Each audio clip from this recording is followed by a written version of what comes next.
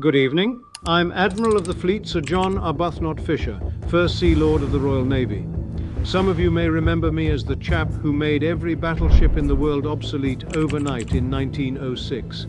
Yes, I built HMS Dreadnought in a year and a day. Revolutionary turbine engines, 10 12-inch guns, made her the most powerful warship on Earth. The Germans nearly had kittens when they saw her, but I'm not here to boast. I'm here to discuss how spectacularly you've cocked everything up. Let me paint you a picture. October 1905, we laid the keel. February 1906, launched. December 1906, commissioned and ready to sink anything afloat. 1 year. Now I understand your modern Virginia-class submarines are running at 60% of production targets. Splendid. At that rate, you'll have a Navy by, never. You're years behind schedule, building 2 submarines per year. 2. Do you know how many ships we built during the Great War? Hundreds. Do you know how many America built during your Second World War? Thousands. But please, tell me again how your project management software is going to fix everything. Here's a delightful fact for you. When your Americans built Liberty ships during the war, simple cargo vessels, mind you, not warships, the British yards needed 336,000 man-hours per ship. Your Americans started at 1.1 million man-hours, and you thought you were being clever. Eventually got it down to 486,000 if you were lucky. Do you know what we'd call that in my day? Unacceptable. And that was 1940s America, when you still had shipyards, when you still had steel mills, when made in America meant something other than imported from China and assembled in Cleveland. Let me understand this correctly. Your steel mills are running at 70% capacity. Not 70% of wartime capacity, 70% of your current shriveled capacity. In 1906, when I needed steel for Dreadnought, we made the bloody steel. In Sheffield, in Newcastle. We didn't phone Beijing and ask if they had any available, and you're running shipbuilding articles about supply chain resiliency and workforce development initiatives. In my day, we called that hiring people and teaching them to weld. It's not rocket science.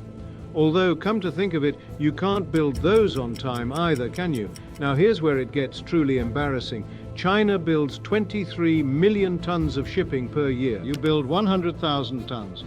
That's a 230 to 1 disadvantage. I've seen more competitive matches between the Royal Navy and the Belgian fishing fleet. You control 0.13% of global shipbuilding. 0.13%. That's not a share of the market. You're a rounding error. Meanwhile, China's launching warships like I used to launch opinions, frequently forcefully and with devastating effect on my opponents. Now here's what galls me most. It's not that you don't want to build ships, it's not that you're lazy, it's not even that you're stupid, though the evidence is mounting. It's that you literally cannot. You shut down the shipyards, let the steel mills rust, sent the workers home, outsourced the supply chains, lost the knowledge. It takes you 20, 40 months to even start reactivating an Iowa-class battleship, and those were built 80 years ago. And that's assuming you could find ammunition for the guns, which you can't because you don't make it anymore. You couldn't build HMS Dreadnought today if your life depended on it. And that's not because turbine engines are obsolete, it's because you've forgotten how. Let's talk about the 1980s, when Britain lost India and you lost your minds. 1981. Ronald Reagan says, government is the problem. Government is not the solution to our problem.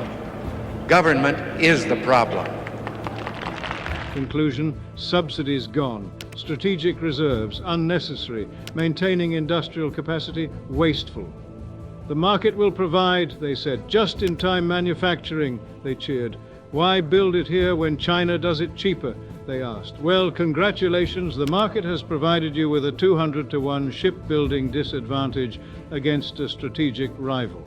Brilliant. You've achieved the most efficient Navy in history. Efficiently small, efficiently late, and efficiently unable to surge production when you need it. When you lose, inefficient will just be another word for short, brutal, and defeated.